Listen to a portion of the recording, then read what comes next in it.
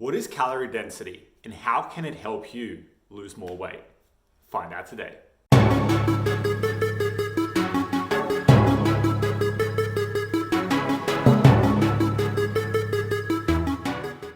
Hi, I'm Aleksa, climate dietitian, sports dietitian, and nutrition coach. Welcome back to one of my videos. Thank you so much for watching. Now, as always, before we deep dive into today's lesson, remember, subscribe, ring the bell.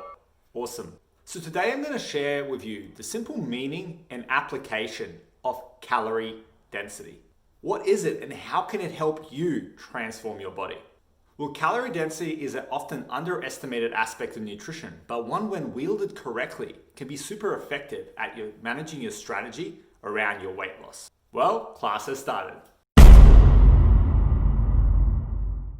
So today you're going to learn about how you can actually use this concept, this calorie density concept, as a hack, so to speak, to help you manage your calories and stay within your caloric budget. Simply put, I'm going to teach you how to make it easier for yourself to stay within a calorie deficit.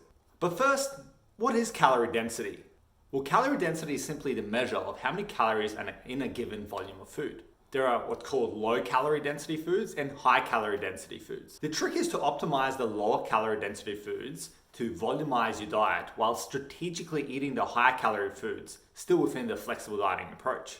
Doing so allows you to stay within your range, still have flexibility, but manage your hunger and feel fuller while doing so. Simple.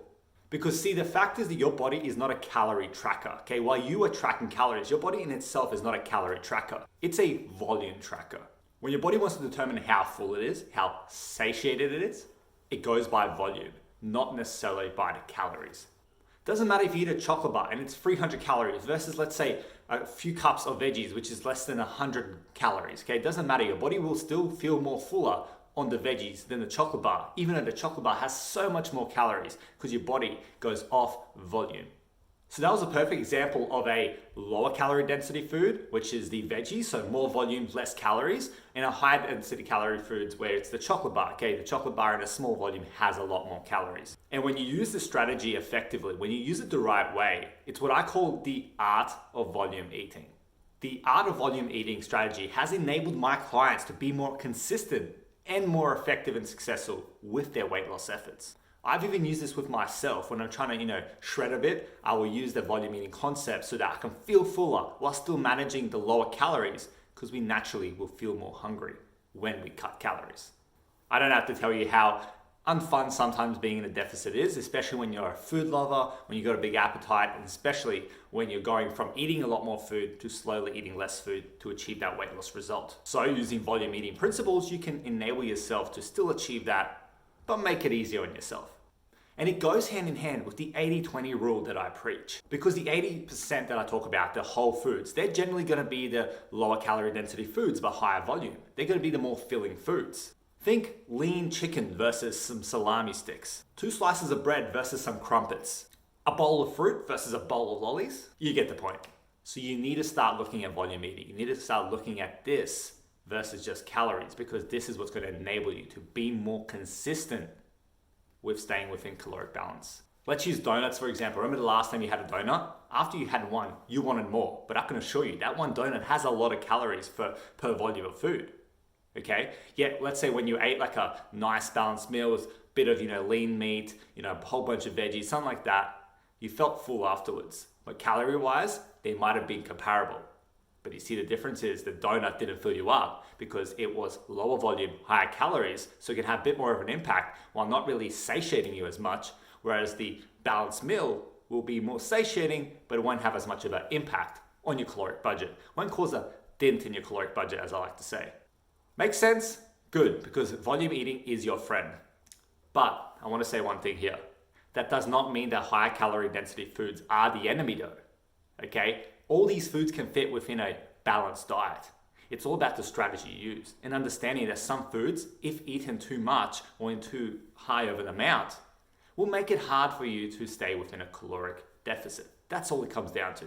Okay, you could, of course, force yourself to eat more high-calorie foods and less volume foods. I mean, that's not going to be as healthy, but you technically could, and even if you're hungry and you push through it, okay, whatever. But I'm just trying to make your life easier.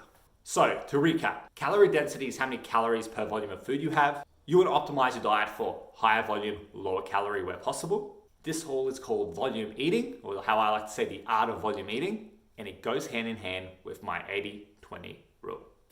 Okay, so now you know the hack, and now it's time for you to use it. Now, of course, if you need help implementing this, if you feel like you've tried everything, okay, you feel like you've tried every diet under the sun, every approach before, and the results just don't seem to come, or they come but they leave. If this is the case for you, then I want to help you. I can use the flexible macro system that I developed to help you harness the flexible nutrition in an effective way, all the while providing 100% accountability and the right expert guidance. Because at the end of the day, I want to make sure your nutrition is effective, yes, but I want to make sure it's what I call lifestyle compatible. So if you want a sports dietitian and nutrition coach to help you get more out of your nutrition and get better results, then hit the link in the description below and apply now for my coaching program. Okay, I've got spots available for action taker like you to join. So if you are keen on this, please apply now, see if we're the right fit, and we'll go from there. I look forward to hearing from you and hopefully helping you reach your peak. As always, of course, if you have any questions about today's video, please drop them in the comments below and I'll get to them and answer them for you.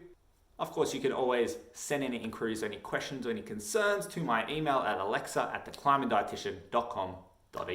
Smash that like button if this video was helpful, if you now understand a better way for you to achieve success with your calorie deficits. Subscribe to my channel if you haven't already done so. Stay classy. I'll see you next time. Have a good one.